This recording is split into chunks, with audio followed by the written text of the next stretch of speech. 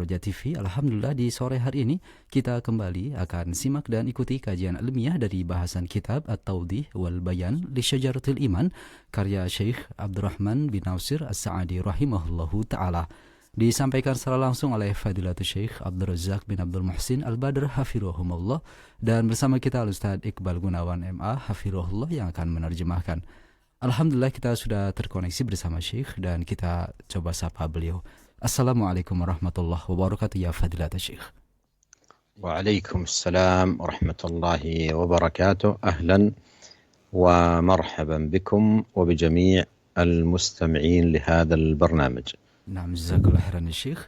Ikhwatal Islam, pendengar dan pemirsa, kita simak dan ikuti pembahasan. Falyatafaddal masykuran Syekh. بسم الله الرحمن الرحيم. الحمد لله رب العالمين، وأشهد أن لا إله إلا الله وحده لا شريك له، وأشهد أن محمدا عبده ورسوله صلى الله وسلم عليه وعلى آله وأصحابه أجمعين. أما بعد، فهذا مجلسنا ولقاؤنا الأخير مع هذا الكتاب المبارك، كتاب التوضيح والبيان لشجرة الإيمان للشيخ عبد الرحمن بن سعدي رحمه الله. قال رحمه الله: ومنها أي فوائد الإيمان أن الإيمان الصحيح يمنع العبد من الوقوع في الموبقات المهلكة، كما ثبت في الصحيح عن النبي صلى الله عليه وسلم أنه قال: لا يزني الزاني حين يزني وهو مؤمن، ولا يسرق السارق حين يسرق وهو مؤمن، ولا يشرب الخمر حين يشربها وهو مؤمن. الحديث. فأخبر أن الإيمان إذا صحبه عند وجود أسباب هذه الفواحش فإن نور إيمانه يمنعه من الوقوع فيها، فإن النور الذي يصحب الإيمان الصادق ووجود حلاوة الإيمان والحياء من الله الذي هو من أعظم شعب الإيمان بلا شك يمنع من مواقعة هذه الفواحش. ومن وقعت منه فإنه لضعف إيمانه وذهاب نوره وزوال الحياء ممن يراه حيث نهى، وهذا معروف مشاهد. والإيمان الصادق الصحيح يصحبه الحياء من الله والحب له والرجاء القوي لثوابه والخوف من عقابه والنور الذي ينافي الظلمة. وهذه الأمور التي من مكملات الإيمان لا ريب أنها تأمر صاحبها بكل خير وتزجره عن كل قبيح.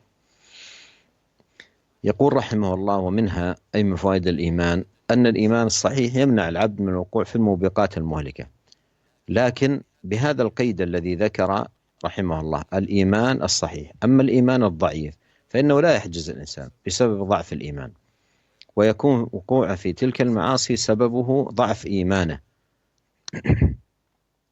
وإلا فإن إيمانه لو كان قويا صحيحا لم يقع فيها. فإذا من ثمار الإيمان العظيمة أنه إذا قوي صار قويا حجز صاحبه عن فعل الموبقات المهلكات.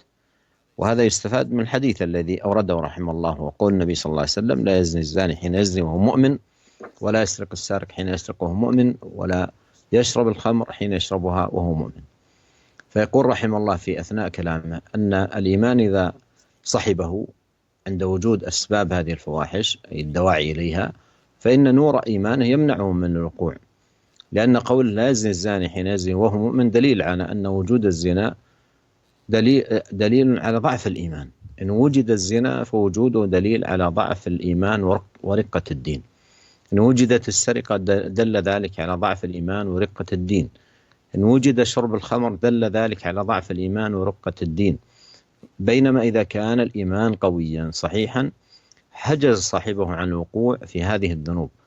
ومما يستفاد من هذا الحديث وسبق أن أورده رحمه الله أن ترك المعاصي داخل في مسمى الإيمان، فكما أن الإيمان فعل للطاعات فإن الإيمان كذلك ترك للمعاصي والخطيئات. فترك المعاصي داخل في مسمى الإيمان، فالإيمان يدخل في مسمى فعل الطاعة من صلاة وصيام وحج وصدق وغير ذلك، ويدخل فيه كذلك ترك المعاصي واجتناب الذنوب. فكما أن فعل الطاعة إيمان فإن ترك المعصية حياء من الله وخوفا منه وتقربا إليه بذلك هذا داخل في الإيمان. وكما أن المسلم يثاب على أفعاله الصالحة التي فعلها تقربا إلى الله فإنه كذلك يثاب على هذه التروك للمعاصي التي قام بها خوفا من الله وطلبا لرضاه سبحانه وتعالى. Bismillahirrahmanirrahim. Segala puji bagi Allah. Salawat dan salam semoga senantiasa tercurahkan kepada Nabi kita Muhammad sallallahu alaihi wasallam, juga kepada keluarganya dan seluruh sahabatnya. Para pemirsa dan pendengar Roja yang semoga dirahmati oleh Allah Subhanahu wa taala. Ini adalah pertemuan terakhir dan kajian terakhir pada pembahasan kitab At-Tawdih wal Bayan li Syajaratil Iman. Penjelasan dan keterangan tentang pohon keimanan. Dan di antara buah-buah keimanan yang disebutkan oleh penulis kitab ini rahimahullah, yaitu bahwasanya iman yang benar akan menghalangi seorang hamba dari terjatuh kepada dosa besar yang dapat membinasakannya. Dalam hadis yang sahih, Nabi SAW bersabda, "La yazni zani hina yazni wa huwa mu'min." Tidak akan berzina seorang pezina ketika dia berzina dan dia dalam keadaan beriman. Wa la yasriqu as-sariqu hina yasriq wa huwa mu'min. Tidak akan mencuri seorang pencuri ketika dia mencuri dan dia dalam keadaan beriman. Wa la yashrabul khamra hina yashrabuha wa huwa mu'min. Dan dia tidak akan minum khamr ketika dia minumnya dalam keadaan beriman. Dalam hadis ini Rasulullah sallallahu alaihi wasallam mengabarkan kepada kita bahwasanya iman yang benar apabila berada dalam hati seseorang dan dia berhadapan dengan pemicu-pemicu dosa besar, maka cahaya keimanannya akan menghalangi dia dari terjatuh kepada dosa tersebut. Karena cahaya iman yang benar, juga kemanisan iman dan rasa malu kepada Allah Subhanahu wa taala yang merupakan cabang keimanan yang terbesar atau yang termasuk cabang keimanan yang besar, tidak diragukan lagi akan menghalangi seorang untuk terjatuh kepada perbuatan-perbuatan yang keji. Dan barang siapa yang terjatuh kepada perbuatan-perbuatan keji tersebut, maka itu menunjukkan lemahnya iman orang tersebut. Juga menunjukkan bahwasanya hilangnya cahaya keimanan dan hilangnya rasa malu dia kepada Allah Subhanahu wa taala. Dan iman yang benar yang disertai rasa malu kepada Allah Subhanahu wa taala, yang disertai rasa cinta kepada Allah Subhanahu wa taala, dan disertai rasa harap yang besar kepada pahala Allah Subhanahu wa taala, dan rasa takut kepada Allah Subhanahu wa taala akan menghalangi seorang untuk terjatuh kepada perbuatan dosa-dosa besar. Dan tentu tidak diragukan lagi bahwasanya keimanan akan menunjukkan, akan mengajak orang yang beriman untuk melakukan segala kebaikan dan menghalanginya untuk terjatuh dari segala keburukan. Para pemirsa dan pendengar yang semoga dirahmati oleh Allah Subhanahu wa taala, berkata penulis kitab ini rahimahullah, dan di antara faidah-faidah keimanan yaitu bahwasanya iman yang benar akan menghalangi seorang terjatuh kepada dosa besar yang bisa membinasakannya. Akan tetapi penulis kitab ini menyebutkan satu syarat, yaitu iman tersebut adalah iman yang benar. Adapun iman yang lemah tidak akan menghalangi seseorang untuk terjatuh kepada dosa besar, karena disebabkan lemahnya iman tersebut. Dan sebab dia terjatuh kepada dosa dan maksiat tersebut adalah karena lemahnya iman yang ada pada dirinya. Seandainya imannya kuat, maka tentu akan menghalangi dia untuk terjatuh kepada dosa-dosa besar. Dan ini adalah buah dari buah-buah keimanan yang besar. Dan faidah ini kita bisa ambil dari hadis yang disebutkan oleh penulis kitab ini rahimahullah, yaitu sabda Nabi sallallahu alaihi wasallam, "La yazni zani hina yazni wa huwa mu'min." Tidak berzina seorang yang berzina sedang dia dalam keadaan beriman. Wala yasriqus sariqu hina yasriq wa huwa mu'min. Tidak mencuri seorang pencuri ketika dia mencuri dan dia dalam keadaan beriman. Wala yashrabul khamra hina yashrabuha wa huwa mu'min. Dan tidak akan minum khamr ketika dia meminumnya dan dia dalam keadaan beriman. Ya, penulis kitab ini rahimahullah menyebutkan bahwasanya iman yang benar ketika ada dalam hati seorang dan dia berhadapan dengan pemicu-pemicu dosa besar, maka cahaya keimanannya akan menghalangi dia dari terjatuh kepada dosa besar tersebut. Ya, sabda Nabi Shallallahu Alaihi Wasallam, la yazni zani hina yazni wa huwa mu'min. Tidak berzina seorang pezina ketika dia berzina dan dia dalam keadaan beriman. Ini adalah dalil dan bukti bahwasanya apabila seorang berzina maka itu menunjukkan lemahnya iman dia. Ya, seorang yang berzina itu pertanda bahwa imannya lemah.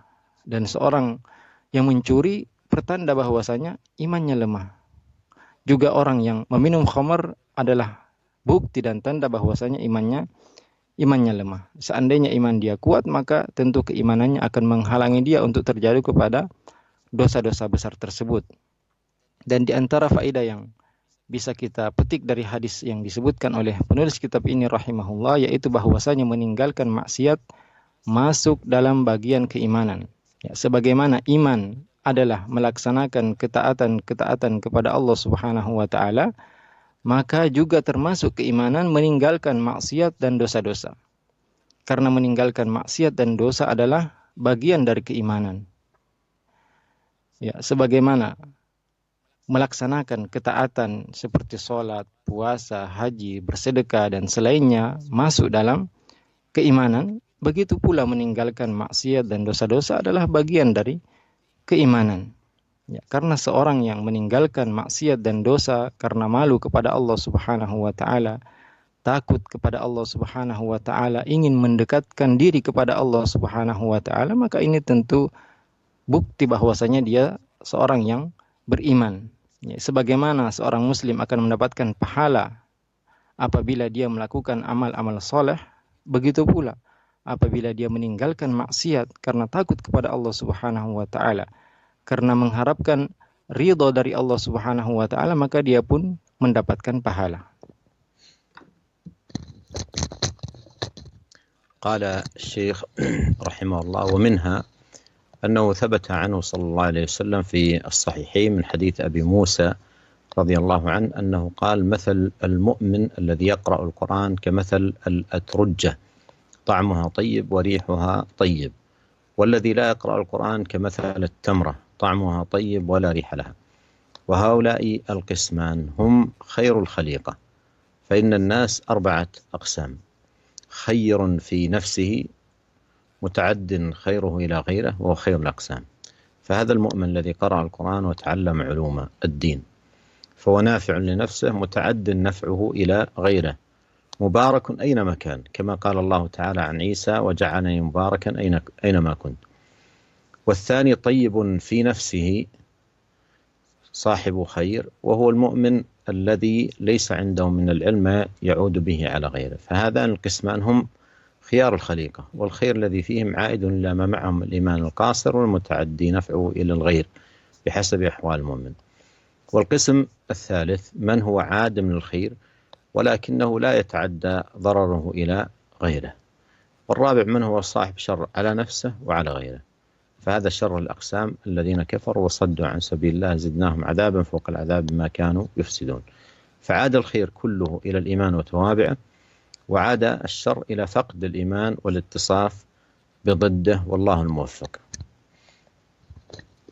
Dan di antara faedah-faedah keimanan yang disebutkan oleh penulis kitab ini rahimahullah, yaitu hadis yang disebutkan oleh Nabi Shallallahu Alaihi Wasallam yang diriwayatkan oleh Imam Bukhari dan Muslim dari hadis Abu Musa radhiyallahu anhu, bahwasanya Rasulullah Shallallahu Alaihi Wasallam bersabda, perumpamaan seorang mukmin yang membaca Al-Quran dan mempelajarinya seperti buah utrujah, buah limau.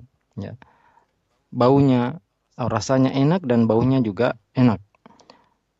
Dan perumpamaan orang yang tidak membaca Al-Quran dan tidak mempelajari Al-Quran seperti buah tamr, buah kurma yang rasanya enak akan tapi tidak ada baunya. Dan 2 kelompok manusia ini adalah sebaik-baik manusia. Dan ketahuilah bahwasanya manusia itu ada 4 kelompok. Yang pertama yaitu baik untuk dirinya dan baik pula untuk orang lain. Dan ini adalah sebaik-baik kelompok manusia, yaitu seorang yang beriman yang membaca Al-Quran dan mempelajari ilmu-ilmu agama, maka hal itu bermanfaat untuk dirinya dan manfaat itu juga kembali kepada orang yang lain. dan dia akan menjadi orang yang berberkah dimanapun dia berada. Sebagaimana firman Allah Subhanahu wa taala tentang Nabi Isa, wa ja'alani mubarakan aina kuntu. Dan Allah menjadikan aku berberkah dimanapun aku berada. Yang kedua, yaitu orang yang baik untuk dirinya, akan tetapi dia tidak mempunyai ilmu yang dia bisa ajarkan kepada orang lain. Dua kelompok manusia ini adalah sebaik-baik manusia, dan kebaikan yang ada pada diri mereka yaitu disebabkan karena mereka mempunyai iman yang bermanfaat untuk dirinya juga bermanfaat untuk orang lain sesuai dengan keadaan orang tersebut. Adapun kelompok yang ketiga yaitu orang yang tidak mempunyai kebaikan, akan tetapi keburukan dia tidak ditularkan kepada orang lain. Dan kelompok yang keempat yaitu orang yang jahat untuk dirinya dan jahat pula kepada orang lain, dan ini adalah seburuk-buruk kelompok manusia. Allah Subhanahu wa taala berfirman, "Alladzina kafaru wa saddu an sabilillahi zidnahum 'adzaban fawqal 'adzabi bima kanu yufsidun." Dan orang-orang yang kafir yang menghalangi dari jalan Allah Subhanahu wa taala, maka kami akan tambahkan azab mereka di atas azabnya disebabkan apa yang mereka lakukan, yaitu kerusakan. Dan kebaikan semuanya kembali kepada keimanan dan cabang-cabangnya. Adapun keburukan itu kembali kepada tidak adanya iman dan disebabkan kekufuran yang ada pada mereka, dan semoga Allah Subhanahu wa taala memberikan kita taufiknya. هذه معاشر المستمعين الكرام ثمرة عظيمة من ثمار الإيمان في ضوء هذا الحديث الذي ذكره رحمه الله تعالى، حديث أبي موسى الأشعري رضي الله عنه وأرضاه. وأيضا هذه القسمة للناس الرباعية في ضوء هذا الحديث العظيم. Ini adalah hadis yang mulia yang disebutkan dan diriwayatkan oleh sahabat Abu Musa al-Asy'ari radhiyallahu anhu, dan ini adalah pembagian manusia, kelompok manusia yang kita dengarkan tadi. قال رحمه الله: ومثل هذا قوله صلى الله عليه وسلم: المؤمن الذي يخالط الناس ويصبر على أذاهم خير من المؤمن الذي لا يخالط الناس ولا يصبر على أذاهم. ومفهوم هذه النصوص الصحيحة المحكمة أن فاقد الإيمان لا خير فيه، لأنه إذا عدم الإيمان فإما أن يكون الشخص أحواله كلها شر وضرر على نفسه وعلى المجتمع من جميع الوجوه، وإما أن يكون فيه بعض الخير الذي قد انغمر بالشر وغلب شره خيره، والمصالح إذا انغمرت واضمحلت المفاسد صارت شرا، لأن الخير الذي معه يقابله الشر نظيره فيتساقطان، ويبقى الشر الذي لا مقابل له من الخير يعمل عمله. ومن تأمل الواقع في الخلق رأى الأمر كما ذكر النبي صلوات الله وسلامه وبركاته عليه. وهذا فيه كما سبق التفاوت بين أهل الإيمان في إيمانهم، فمنهم قوي الإيمان ومن قوة إيمانه حريص على نفع الآخرين، فيأتي فيما أمكنه في محلاتهم يناصح يعلم، يؤذونه ويصبر. ومنهم من إيمانه دون ذلك لا يذهب إليهم خشية على إيمانه وحفاظا على إيمانه، فهذا فيه خير وهذا فيه خير، لكن الأول أفضل وهو أقوى إيمانا وما يقوم به أنفع له وللآخرين. فالشاهد أن الحديث فيه الدلالة على التفاوت بين أهل الإيمان في الإيمان وأعماله وخصاله. Para pemirsa dan pendengar yang semoga dirahmati oleh Allah Subhanahu wa taala, juga yang berkaitan atau mirip dengan hadis yang kita bacakan tadi adalah sabda Rasulullah sallallahu alaihi wasallam, "Al-mu'minu alladhi yukhalitun nas wa yasbiru ala adahum khairum minal mu'mini alladhi la yukhalitun nas wa la yasbir ala adahum." Seorang yang beriman yang bergaul dengan manusia dan bersabar atas gangguan mereka lebih baik daripada seorang mukmin yang tidak bergaul dengan manusia dan tidak sabar atas gangguan mereka. Dan pemahaman dari nas-nas yang sahih ini yaitu bahwasanya seorang yang tidak mempunyai keimanan maka tidak ada kebaikan sama sekali pada dirinya, ya, karena dia tidak ada atau tidak mempunyai keimanan. Maka seseorang ya bisa jadi seluruh keadaannya adalah keburukan, baik untuk dirinya maupun untuk masyarakatnya. Atau dia mempunyai kebaikan akan tapi kebaikan tersebut telah tertutupi oleh keburukannya. Dan keburukannya lebih banyak daripada kebaikannya. Dan kebaikan apabila telah tercampur dengan keburukan yang sangat banyak, maka kebaikan tersebut akan berubah menjadi keburukan. Karena kebaikan yang ada padanya yang bersamaan dengan itu juga banyak keburukannya, maka akan saling menjatuhkan. Dan keburukan yang tidak ada lagi ya kebaikan pada orang tersebut akan menjadi mendominasi dirinya. Dan barang siapa yang memperhatikan keadaan manusia, maka dia akan melihat seperti apa yang kita sebutkan. Dan dalam hadis ini kita lihat bahwasanya orang-orang yang beriman itu tingkatan keimanan mereka berbeda-beda. Ada yang imannya kuat, ada yang imannya lemah. Dan orang yang imannya kuat selalu bersemangat untuk memberi manfaat kepada orang lain, mendatangi mereka, berusaha menasihati mereka, mengajarkan mereka kebaikan dan bersabar atas gangguan mereka. Dan di antara orang yang beriman ada yang imannya lemah, tidak pergi mendatangi orang-orang yang dia dakwahi ya karena takut atas keimanannya. Dan yang pertama baik, yang kedua juga baik, akan tapi yang pertama lebih baik daripada yang kedua ya karena keimanannya lebih kuat dan lebih bermanfaat untuk orang lain. Maka ya intinya yaitu bahwasanya iman yang ada pada diri manusia itu bertingkat-tingkat sesuai dengan kekuatan iman dan amal-amal yang mereka lakukan. قال الشيخ رحمه الله: ومنها أن الإيمان الصحيح يمنع العبد من الوقوع في الموبقات المهلكة.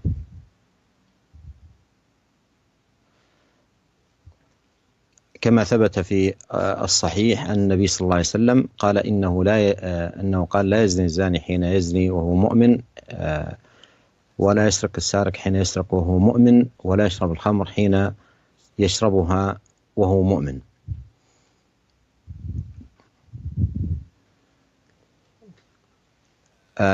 بعد ذلك قال رحمه الله: فتبين مما تقدم في خاتمته لهذه الرسالة، فتبين مما تقدم أن هذه الشجرة المباركة شجرة الإيمان أبرك الأشجار وأنفعها وأدومها، وأن عروقها وأصولها وقواعدها الإيمان وعلومه ومعارفه، وساقها وأفنانها شرائع الإسلام والأعمال الصالحة والأخلاق الفاضلة المؤيدة والمقرونة بالإخلاص لله والمتابعة للرسول صلى الله عليه وسلم، وأن ثمارها وجناها الدائم المستمر السمت الحسن والهدي الصالح والخلق الحسن واللهج بذكر الله وشكره والثناء عليه، والنفع لعباد الله بحسب القدرة، نفع العلم والنصح ونفع الجاه والبدن ونفع المال وجميع طرق النفع، وحقيقة ذلك كله القيام بحقوق الله وحقوق خلقه، وأن هذه الشجرة في قلوب المؤمنين متفاوتة تفاوتا عظيما بحسب ما قام بهم واتصفوا به من هذه الصفات، وأن منازلهم في الآخرة تابعة لهذا كله، وأن الفضل في ذلك كله لله وحده والمنة كلها له. بل الله يمن عليكم أن هداكم للإيمان إن كنتم صادقين. وقال أهل الجنة بعدما دخلوها وتبوأوا منازلها معترفين بفضل ربهم العظيم، وقالوا الحمد لله الذي هدانا لهذا وما كنا لنهتدي لولا أن هدانا الله، لقد جاءت رسل ربنا بالحق ونودوا أن تلكم الجنة أورثتموها بما كنتم تعملون. فجمع هؤلاء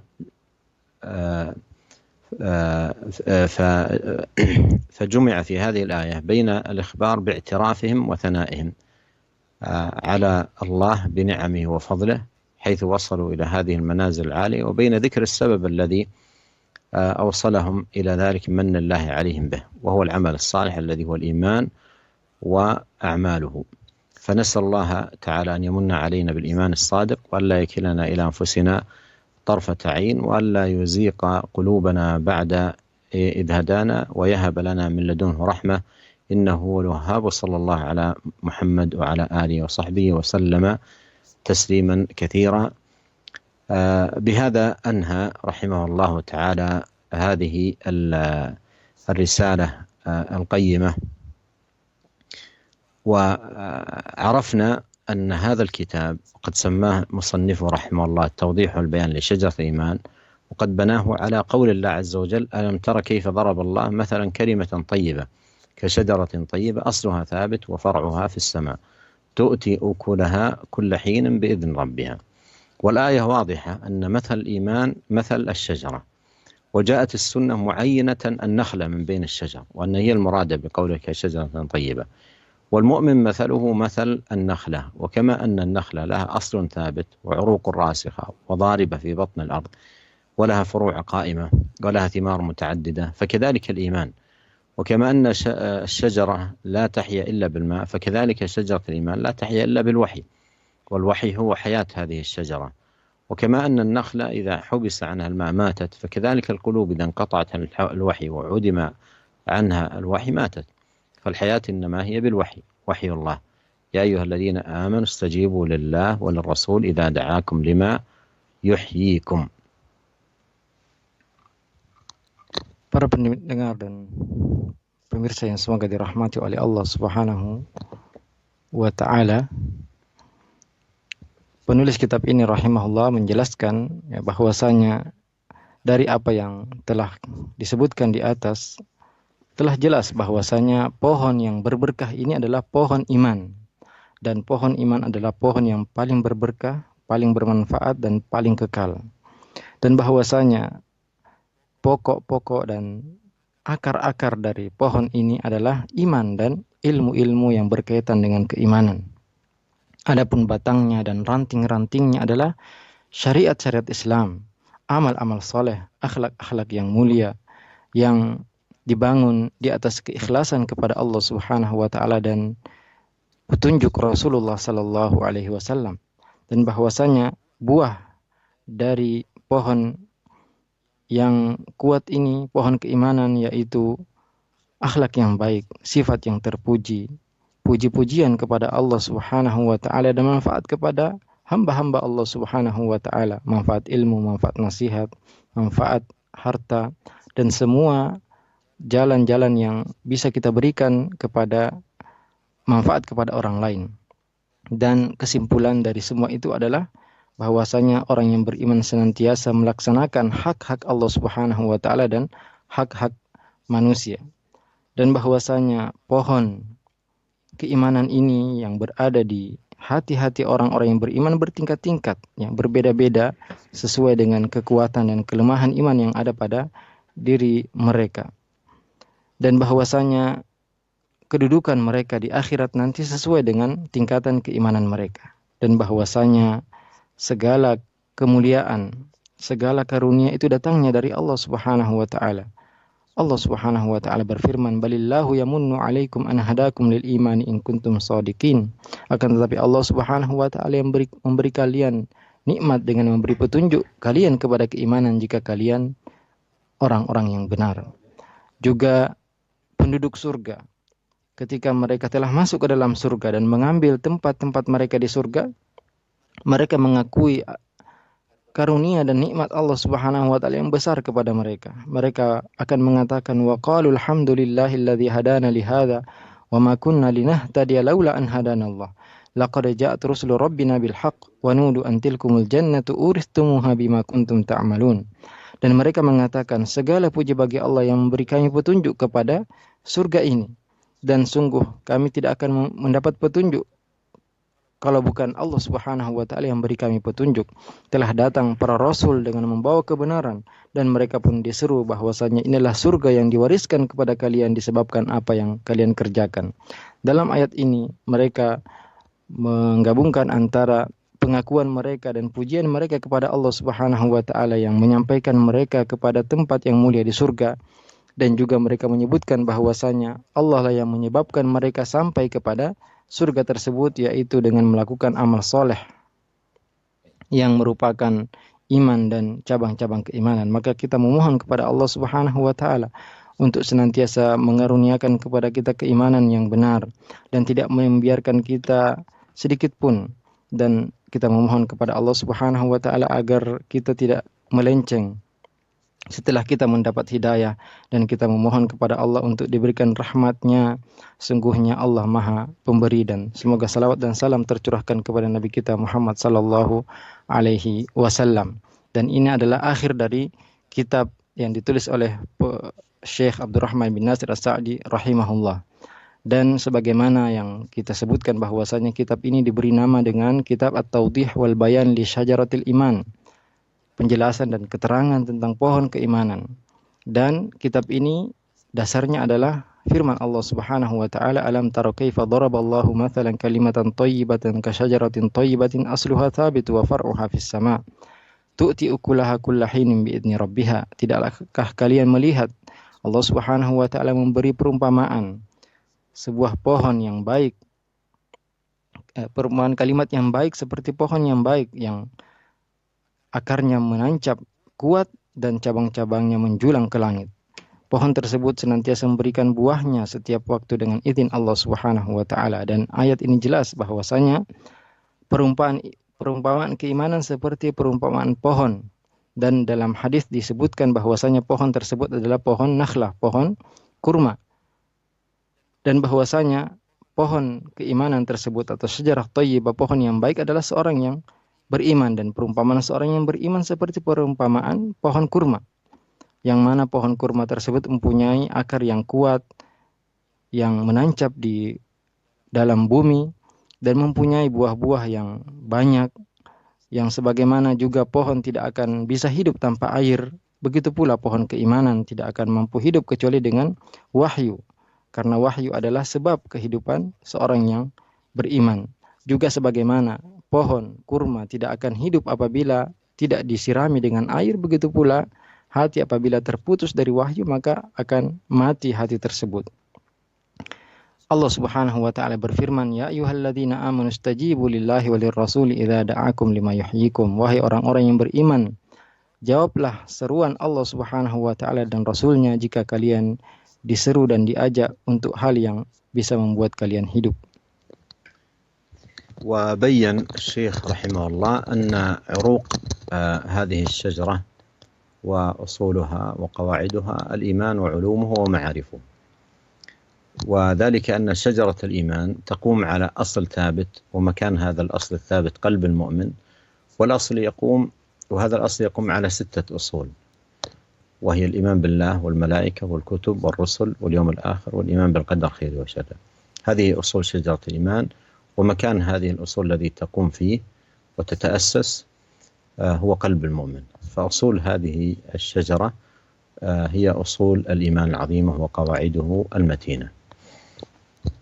Kemudian juga penulis kitab ini rahimahullah menjelaskan bahwasanya akar-akar pohon ini adalah atau pohon ini punya akar-akar yang kuat, dan akar-akarnya adalah keimanan dan ilmu-ilmu tentang keimanan. Sebagaimana pohon keimanan tumbuh di atas cabang yang di atas akar yang kuat, dan tempat akar ini adalah di hati seorang yang beriman. Dan pokok-pokok ini dibangun di atas 6 pokok, yaitu iman kepada Allah, iman kepada malaikatnya, kepada kitab-kitabnya, kepada rasul-rasulnya, kepada hari akhir, dan kepada takdir baik dan takdir buruk. Ini adalah pokok-pokok pohon keimanan. Dan tempat dari pokok-pokok ini adalah di hati seorang yang beriman. Maka kita harus mengetahui bahwasanya pokok-pokok keimanan ini adalah apa yang kita sebutkan atau dikenal dengan rukun-rukun iman.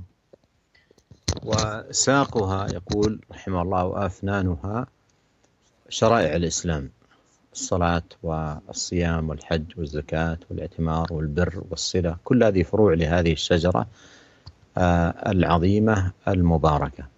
قال أفنانها شرائع الإسلام والأعمال الصالحة والأخلاق الفاضلة المؤيدة والمقرونة بالإخلاص لله والمتابعة للرسول صلى الله عليه وسلم. Adapun ranting-ranting dan batang dari pohon ini adalah salat, ya, syariat-syariat Islam seperti salat, puasa, haji, zakat, berumrah, ya, berbuat baik kepada orang lain, bersilaturahmi, dan ini semua adalah cabang-cabang dari pohon yang kuat ini ya. Beliau penulis kitab ini rahimahullah mengatakan bahwasanya ranting-ranting pohon ini adalah syariat-syariat Islam dan amal-amal soleh serta akhlak-akhlak yang baik yang dibangun di atas keikhlasan kepada Allah Subhanahu wa taala dan petunjuk Rasulullah sallallahu alaihi wasallam. وثمار هذه الشجرة كما بين رحمه الله وجناها الدائم المستمر هو السمت الحسن والهدي الصالح والخلق الحسن واللهج بذكر الله وشكره والثناء عليه والنفع لعباده بحسب القدرة، نفع العلم والنصح ونفع الجاه والبدن ونفع المال وجميع طرق النفع. ويمكن أن يقال ثمار هذه الشجرة كل خير يناله العبد ويجنيه في دنياه وأخراه. قد قدم الشيخ رحمه الله في ذلك فصلا جامعا في الفصل الثالث من فصول هذه الرسالة في ثمار شجرة الإيمان، وترجع في تلك الثمار إلى أن الإيمان يثمر كل خير في الدنيا والآخرة، فهو ثمرة من ثمار الإيمان وأثر من آثاره، وكل شر يوقاه العبد ويسلم منه في الدنيا والآخرة فهو من ثمار الإيمان وآثاره العظيمة في دنيا العبد وأخراه. Dan bahwasanya buah-buah yang akan dihasilkan oleh pohon ini adalah sifat yang baik, akhlak yang terpuji, zikir kepada Allah Subhanahu wa taala, syukur kepadanya, juga manfaat yang diberikan kepada hamba-hamba Allah Subhanahu wa taala, baik itu manfaat ilmu, nasihat, manfaat kedudukan, manfaat harta dan semua jalan-jalan yang manfaat yang bisa diberikan kepada orang lain. Atau bisa juga kita mengatakan bahwasanya buah dari pohon iman ini adalah semua kebaikan yang didapatkan oleh seorang hamba di dunia dan di akhirat. Dan penulis kitab ini rahimahullah telah menuliskan pasal yaitu pasal yang ketiga yang beliau sebutkan buah-buah dari pohon keimanan ini. Dan semua buah tersebut kembali kepada kebaikan yang didapatkan seorang hamba di dunia dan di akhirat. Ya, karena semua kebaikan yang didapatkan oleh seorang hamba di dunia dan di akhirat adalah buah dan pengaruh dari keimanan. Begitu pula semua keburukan yang dilindungi darinya seorang hamba dan dia selamat darinya, itu adalah buah dari buah-buah keimanan dan pengaruh dari pengaruh-pengaruh keimanan. وبين رحمه الله أن هذه الشجرة في قلوب المؤمنين متفاوتة تفاوتا عظيما بحسب ما قام بهم واتصفوا به من هذه الصفات، أي صفات الإيمان وأعماله وأخلاقه وآدابه. Beliau juga menjelaskan bahwasanya pohon keimanan ini di hati-hati orang beriman bertingkat-tingkat sesuai dengan tingkatan-tingkatan keimanan yang mereka miliki, ya, sesuai dengan keimanan, amalan dan akhlak serta adab-adab yang mereka miliki. ثم ختم رحمه الله تعالى هذه الرسالة بهذا الدعاء، قال: نسأل الله أن يمن علينا بالإيمان الصادق وألا يكلنا إلى أنفسنا طرفة عين وألا يزيق قلوبنا بعد إذ هدانا ويهب لنا من لدنه رحمة إنه هو الوهاب. وأوصي إخواني المستمعين جميعا أن يعنوا بهذه الرسالة قراءة وسماعا وإفادة، لأنها رسالة حوت خيرا عظيما ونفعا كبيرا. نسأل الله أن يغفر لمؤلفها وأن يجزيه خير الجزاء وأن ينفعنا أجمعين وأن يزيدنا إيمانا وهدى وتوفيقا بمنه وكرمه. Kemudian penulis kitab ini rahimahullah menutup kitab ini dengan doanya bahwasanya kita memohon kepada Allah Subhanahu wa taala agar memberikan kita karunia keimanan yang benar dan tidak membiarkan kita sedetik pun, dan kita juga memohon kepada Allah Subhanahu wa taala untuk tidak melencengkan hati kita setelah kita mendapatkan hidayah dan memberikan kita dari sisinya rahmat, sungguhnya Dia Maha Pemberi. Kemudian Syekh Abdul Razak juga mewasiatkan kepada pendengar semuanya untuk senantiasa membaca kitab ini, mengulang-ulanginya, dan bahkan mengajarkannya kepada orang lain. Karena kitab ini adalah kitab yang sangat bermanfaat, dan kita tutup kajian kita pada siang hari ini, dan semoga Allah Subhanahu wa taala senantiasa membimbing kita kepada kebaikan. وأنبه بأننا بإذن الله سبحانه وتعالى سنشرع في قراءة رسالة أخرى للمؤلف الشيخ عبد الرحمن بن سعدي رحمه الله، مفيدة لنا أجمعين، بعنوان الوسائل المفيدة للحياة السعيدة.